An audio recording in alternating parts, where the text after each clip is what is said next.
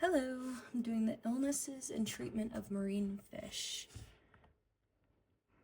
As an overview, many health problems stem from water quality fluctuations in marine fish specifically. Health concerns can also occur when there are changes in the environment, such as adding new individuals or plants or during transporting. New fish need to be in quarantine tanks for at least 2 weeks before being introduced to the rest of the tank to prevent any possible diseases spread, parasitic infections, among other potential risks. Juveniles are better additions than older or sickly or injured looking fish because they are more suited to adapt into the environment with less behavioral problems. Mantis shrimp and bristleworms can also hitch a ride on new tank additions like new fish, new rocks, new furniture, and new algae, and they need to be taken care of immediately. Corals can also rapidly take up calcium, so monitor water quality at all times. While space out sessile invertebrates to avoid competition to ensure they're okay and their health. And sometimes these invertebrates need powerful illumination and strong currents to be able to eat. When treating sick or injured individuals, treat the individual, not the whole tank, because some commercial remedies can contain toxic chemicals to invertebrates like copper, and if there is a disbalance, use carbon to get rid of the copper. When setting up a hospital tanks, parasitic infections can be treated by freshwater bath. Take the fish out before it shows any signs of distress. This works by disrupting the balance of water within the individual, and it goes through a process called osmotic shock, which will get rid of the parasite. But also monitor for signs of stress and take it out immediately if it shows any signs. All water parameters should be checked before adding the patient. Monitor closely during freshwater baths and during their stay in the hospital tank. Ensure good feeding habits and water conditions to allow the fish's immune system to function at its best. Now to the common issues and illnesses that we see in captive fish, marine fish. Marine velvet disease. The symptoms are rapid gill movement early on, difficulty breathing, velvety patches, cloudy eye. In advanced cases, small white dots resembling powdered sugar. Scales disappear, skin has more slimy appearance, golden brown spots on fins or other parts of the body. Death may occur 2 days after initial exposure. It's a risk to all kinds of fish. It is parasitic in nature, and to treatment, you have to isolate the individual or any sick individuals. Commercial remedies, usually with copper sulfate. You can also use an ultraviolet sterilizer. Also dropping the specific gravity down to 1.010 will kill parasites in the water as well. Marine white spot. Symptoms include white spots around 1 millimeter across the body and fins. They will also rub themselves on tank decor. They also possess cloudy eyes, clamping of the fins, and there's noticeable bleeding or hemorrhaging. The skin has a more slimy appearance, and the respiratory rate changes, indicating a difficulty of breathing. It risks all fish, and the cause is the cryptocarrion irritants. And for treatment, you need to isolate affected individuals, use commercial remedies, usually ones with copper sulfate. You could also use an ultraviolet sterilizer. Treat for at least a week. Watch for secondary fungal or bacterial infections. Brucellinosis. The symptoms include excessive mucus production, hemorrhaging, respiratory issues, difficulty breathing, slimy skin, duller color, small red spots, and other signs of infection. It risks anemone fish the most, and it is protozoan in nature. For treatment, use commercial remedies. Formalin and malachite green have been proven effective. You could also do freshwater baths, lower stress, and improve water quality. Black spot or Tang Tuberlian disease. The symptoms include slimy skin, dark blackish spots on the skin, scraping against furniture, black cysts 2 millimeters on body and fins, irritation, reddened skin, and listlessness. Risks are all fish and tang specifically. The cause is from a flatworm. The treatment is a freshwater bath, commercial remedy, usually based on formalin, and then also keep an eye out for secondary infections. Head and lateral line erosion disease. Symptoms: pitted on head, erosion on lateral line, lethargy, open wounds, hole in the head disease, bacterial and fungal infections, scales missing. The risks posed are all fish, but tangs are the most vulnerable. It is parasitic, it's unclear, poor water quality or high nitrates or poor diet can also affect it. The protozoan Octoma Neisser ticks can also cause it. For treatment, you can use medicated food, or in addition to vitamin C can be beneficial. Flukes. Symptoms include breathing difficulty, irritation, scraping against furniture, cloudy eyes, or color changes. The risks are all fish. The cause are from, likely, flukes, and the treatment is commercial formalin in a freshwater bath. Intestinal worms.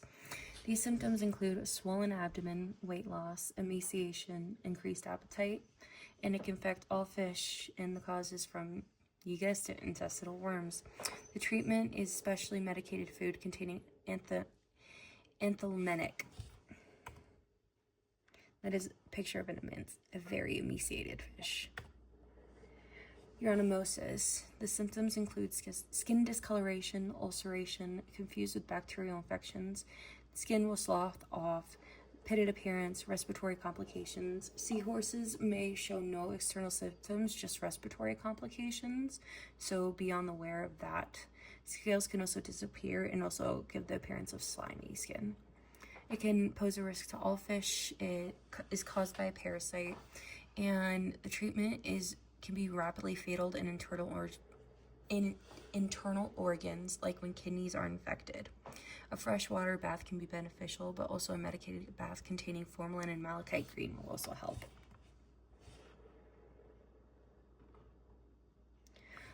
Vibriosis. The symptoms range from loss of body color, frayed fins, cloudy eyes, and sudden death. There can be also ulcerations, reddish bases on fins, irregular patches of skin, and a swollen belly, while also having difficulty breathing. It can affect all fish, and the cause is the Vibrio bacteria present in the gut, and the treatment is an antibiotic bath. Fin rot. Symptoms include reddening and erosion of the fins, frayed fins, prone to more bacterial infections, fin rays exposed, loss of appetite, reddish bases, and emaciated appearance. It can infect all fish, and it can be caused by any range of bacteria. The treatment is to correct poor water conditions, do partial water changes, prevent overfeeding, and antibiotics. Piscine tuberculosis. The symptoms include weight loss, pale body color, declining appetite, scale loss, abnormal patches of color. The profile of the fish begins to alter, and the spine can become curved in extreme cases. It can affect all fish, and the cause is the Mycobacterium bacteria. There is no effective treatment, but check food. It is commonly found in shellfish and fish food. That is a very deformed spine. Cauliflower disease. Whitish growths on the body or cauliflower branches appearance will occur. It can pose a risk to all fish, and it's the viral lymphocytis that causes it. For treatment, a freshwater dip may help, but there is no treatment available. If left alone, the nodules will fall off within a month. It's not very life-threatening, but do not remove as reinfection rate is high. Marine fungus, also known as whirling fungus. The symptoms include disorientation or difficulty maintaining balance.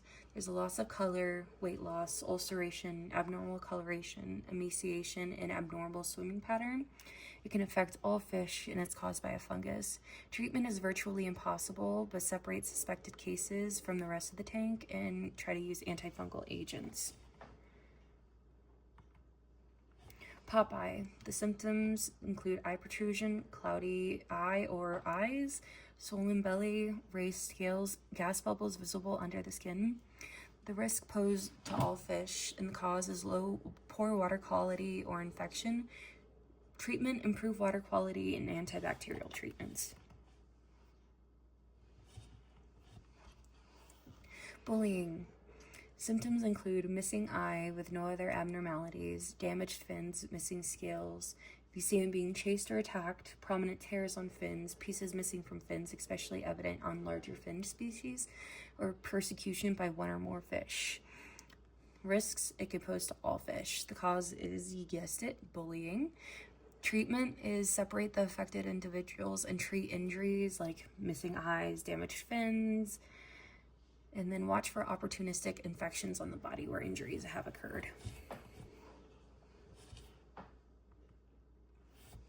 Excessive mucus production. The symptoms are slimy appearance, scraping on furniture, and overall skin inflammation. It can affect all fish, and the cause is many. And the treatment is to find the underlying cause and treat it effectively. If no parasite symptoms, it may be trauma-induced, not an infection. Loss of balance. Swimming at an abnormal angle can indicate a loss of balance or being incapable of swimming straight. The fin posture will change with caudal fins clamped shut. The swimming activity is significantly reduced. The skin can darken. There's also disorientation and, as you guessed, loss of balance. It can pose a risk to all fish, and the cause is a case-by-case basis. For treatment, you can do chilling, add warm water to the tank, monitor temperatures, also look at swim bladder disorders, but little can be done for those. Poisoning. Symptoms include clustering at the surface, gasping for breath, especially in large groups of fish. If multiple kinds of fish are clustering at the surface, definitely check the water quality. They will also float on their sides or try to jump out of the water, or fish dying rapidly. It can pose a risk to all fish in the enclosure. The cause is case by case, but quickly you need to ascertain the cause, and you can do a water change up to 40% of the tank. Activated carbon if you add activated carbon to the filtration system to remove harmful substances, it could definitely help. Salt imbalance. Symptoms include numerous behavioral changes, swimming abnormally, loss of appetite, gasping at the surface, fin posture will change, and the caudal fin will be clamped. It can risk all aquarium occupants and caused by increased tank salinity. The treatment is to check the SG readings carefully and do not increase salinity by incorrect dilution of water. Starvation. Symptoms will include an indented lower body line or pinched up appearance or emaciation. Risks: fish with specific diets are at higher risk, and the causes are many. Treatment: offer a good variety of foodstuffs. Try to house with other fish that feed regularly to encourage the nervous fish to sample new foodstuffs.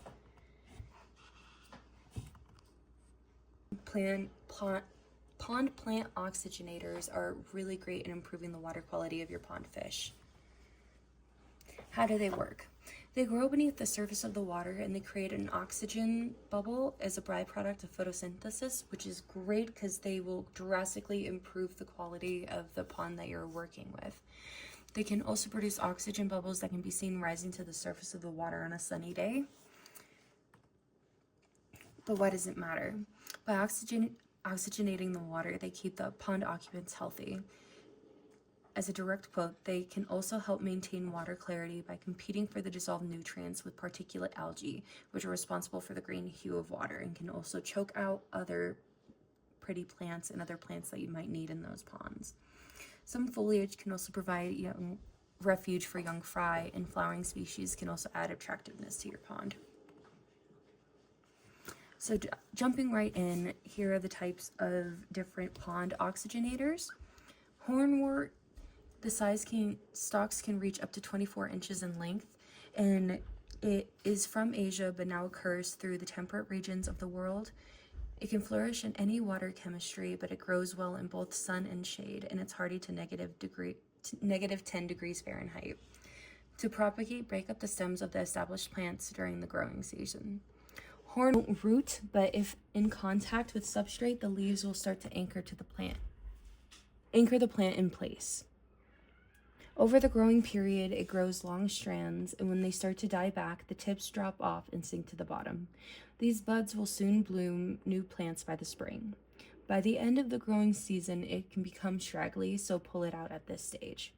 It is a strictly aquatic plant and will die if exposed to air in any length of time. It is very fragile and breaks easily when handled. Water crowfoot. The size grows in clumps of up to 3 feet in diameter, and it occurs naturally in parts of North America and Europe. It also grows well in both flowing and still water and hardy to -20 degrees Fahrenheit. To propagate, take the stem cuttings during the growing season or sow seeds in the summer. They are a member of the buttercup family, and they have 2 leaf forms: finely segmented leaves that grow underwater and the ones that float on the surface. Flowers are often held above the water, and cuttings can be rooted in containers and sat on the pond floor.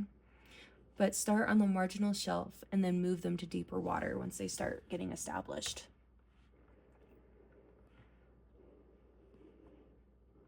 Eurasian water milfoil. Strands may reach up to 10 feet in length. They grow widely in parts of Europe, Asia, and North Africa, and there is a similar species that exists in the US. Plant up to 3 feet deep in brackish water and fresh water. They are also hardy to -30 degrees Fahrenheit. To propagate, take stem cuttings from established plants in spring or summer. It spreads rapidly, forming dense thickets that look attractive in shallow water. Usually green, but sometimes has a reddish hue, as you can see down here. May produce small yellowish white flowers during the summer. It is an invasive plant that can clog rivers and lakes with mats of vegetation, so never release into natural waterways. And this is just an example of how it can take over a freshwater environment. Canadian pondweed. Strands can easily grow up to 10 inches or 12 inches or more. Naturally occurs in North America, but is now established in Europe. It thrives in clear water in a sunny position and is hardy to -20 degrees Fahrenheit. To propagate, break off pieces about 6 inches in length from growing tip, and it does not need to be planted. Small, dark green leaves can distinguish them from other similar species. It grows readily, especially in warmer months, and it is hardy to survive in winter outdoors in temperate areas. It is sold as sprigs that need to be attached to a weight so they will sink to the bottom. They will also provide valuable refuge for young fry. Willow moss. The stems can grow to a length of 20 inches, and it's widely distributed in parts of Europe, Asia, North Africa, and North America. It prefers clear water, but also can tolerate sun or shade and is hardy to -30 degrees Fahrenheit. To propagate, break off branches from established plants and attach to submerged objects and secure with a rubber band until it grips onto the object. It does best in ponds free of filamentous algae. Also, they do best near waterfalls since they are naturally situated in fast-flowing streams. It does not flower, but it is still a very attractive plant. The leaves vary in color from green to olive brown. Water violet. It can grow up to a height of 3 or more feet, and it's found naturally in the wild throughout much of Europe. It thrives best under acidic water conditions with a pH of 6.0 to 6.5 and is hardy to -20 degrees Fahrenheit. To propagate, divide clumps during the growing season or take cuttings. It is not actually related to violets, but primrose family. The large surface area of foliage makes it a highly valuable plant as an oxygenator.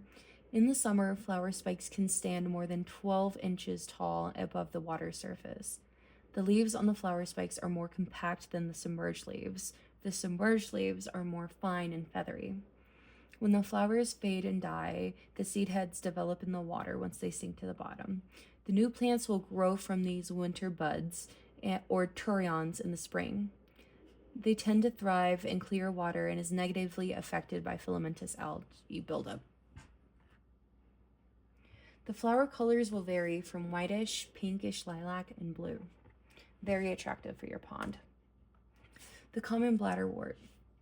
The stems reach 6 to 18 inches in length, and is widely distributed in temperate parts of Europe, Asia, and North America. Prefers relatively calm water in a sunny position and is hardy to -30 degrees Fahrenheit. Remove any young plantlets from an established plant during the growing season to propagate. It is slow moving and rootless, as you can see in the second image. They are also carnivorous plants. They have bladder-like structures that provide buoyancy, and these can trap tiny aquatic creatures, including newly hatched fry. So if you're planning on using that with breeding, I would recommend choosing a different plant. They also produce a cluster of yellow flowers above the water on a strong stem, and they can be choked by blanket weed. Thank you.